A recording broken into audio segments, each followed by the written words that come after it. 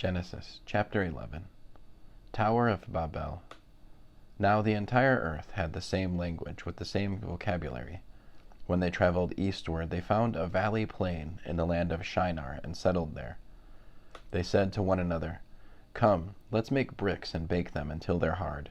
So they used bricks for stone and tar for mortar. Then they said, "Come, let's build ourselves a city with a tower whose top reaches into heaven. So let's make a name for ourselves, or else we will be scattered over the face of the whole land." Then Adonai came down to see the city and the tower that the sons of man had built. Adonai said, "Look, the people are one, and all of them have the same language. So this is what they have begun to do. Now nothing they plan to do will be impossible.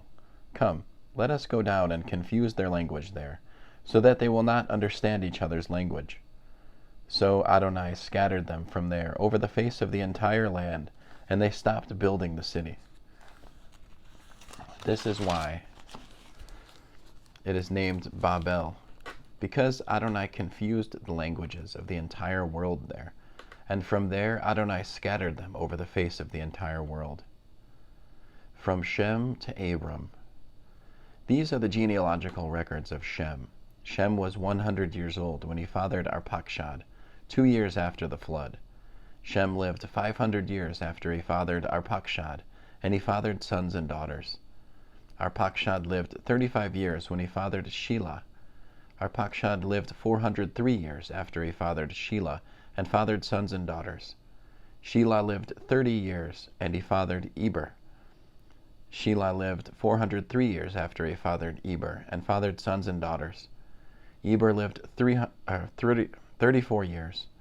Verse 16. Eber lived 34 years, and he fathered Peleg. Eber lived 430 years after he fathered Peleg, and he fathered sons and daughters. Peleg lived 30 years, and he fathered Reu. Peleg lived 209 years after he fathered Reu, and he fathered sons and daughters. Reu lived 32 years, and he fathered Serug.